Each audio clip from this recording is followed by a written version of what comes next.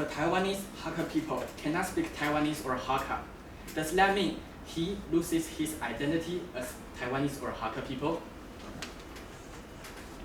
Yes, he will lose the identity of his culture. Why is language and culture are not hand in hand? The loss of the language don't go hand in hand in the loss of culture is because we can save culture by the ancestors' stories or what the document that they have left. So it is not the only way to preserve language to save your culture or your past stories. Many countries were colonized before and forced to use the languages of the colonial power, but they still preserve their own culture. So why do we have to spend time and effort to preserve those languages that are rarely used? Because our medicinal knowledge will include in those cultures. If we preserve those cultures, the medicinal knowledge could save more people.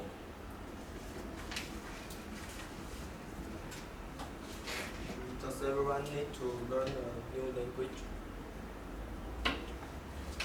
No, not that everyone should learn a new language. But if we have a language, if we learn a new language, we can have a better quality of life and we have more career opportunities. So the reason why so many languages are disappearing is that younger speakers of heritage languages realize that more popular languages give them increased economic opportunities. Why is it bad that they choose to learn a language that helps them escape poverty? Because if someone's language die out or disappears, they spend at least, if you take Chinese as example, it needs you to take at least 2,020 hours to learn and to speak correctly in Chinese. So we don't think that is better if there are few languages. If language dies naturally, does that mean that the rest of languages spoken by more people? Pardon? Can you repeat your answer, your question again? Okay. If language dies naturally, does that mean that the rest are the languages spoken by more people? It definitely means that the rest of languages spoken by more people, because language is a natural loss. So the language that no one used, it will die out before the other language die out. It's the main purpose of language is to From rebuttal stage, 4 minutes.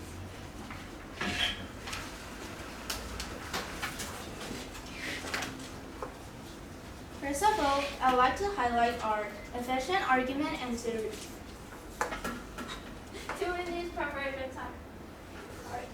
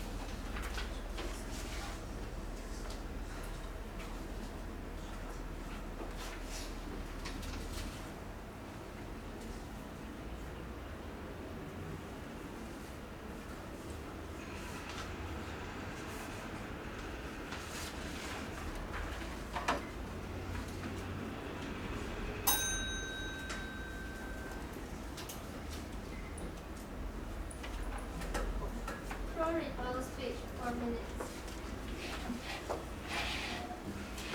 First of all, I would like to highlight our efficient argument to reiterate that language is for communication. Therefore, preserving so many dying languages is meaningless. What's more, we believe that our opponent's argument that no language can be directly translated to another language, we believe that these arguments strongly prove our side statement, according to the obstacle in translating to other language. Therefore, we should all use the popular language and decrease the obstacle of translation. For the remaining time, I would like to refute our opponent's arguments. First, my opponent's argument about connection between language and culture is incorrect. We have few responses. To begin with, language and culture don't go hand in hand. For example, Jewish people retain their culture without their language, as my quarter explained in 2022 that if you want to save culture, and that is very important, the truth is that it is healthy for a culture to have a code of its own. But if that can't happen, it doesn't mean that the culture isn't there. For example, there are a great many people in the United States who would consider themselves to be quite Jewish who don't speak anything but English. And to say, you're not really Jewish because you don't speak Hebrew and you don't speak Yiddish would not work for them. The same can be applied to Native Americans. You can't tell a person of Native American heritage, you're not really an Indiana because you no longer speak Chinook, etc. You can't say that Jewish people in US aren't really Jewish because they don't speak Hebrew or they don't speak Yiddish. Secondly, while language is undoubtedly an essential component of culture, it is not the only way to comprehend a society's histories and beliefs. For instance, Christianity has been translated and spread throughout the world despite language barriers. Moreover, even if language is a critical element of culture, it is not the only way to comprehend a society's histories and values. If a language is lost or forgotten, we can still gain significant insights into its way of life throughout art, artifacts, oral traditions, and other forms of cultural expression. For instance, the pyramids of Egypt provide us with valuable insights into beliefs and traditions of ancient Egyptians. The loss of languages actually spread culture. As Keenan Malik writes in 2000 that the whole point of language is to communicate. A language spoken by one person, or even a few hundred, is not a language at all. It's like a child's secret code. It's enriching to learn other languages and delve into other cultures. But it is enriching not because different languages and cultures are unique, but because making contact across barriers of language and culture allow us to expand our horizons. Campaigners for linguistic diversity fail to understand what makes a culture dynamic. It is overcoming of barriers to social interaction. The more universally we can communicate, the more dynamic our culture will be, because they will be more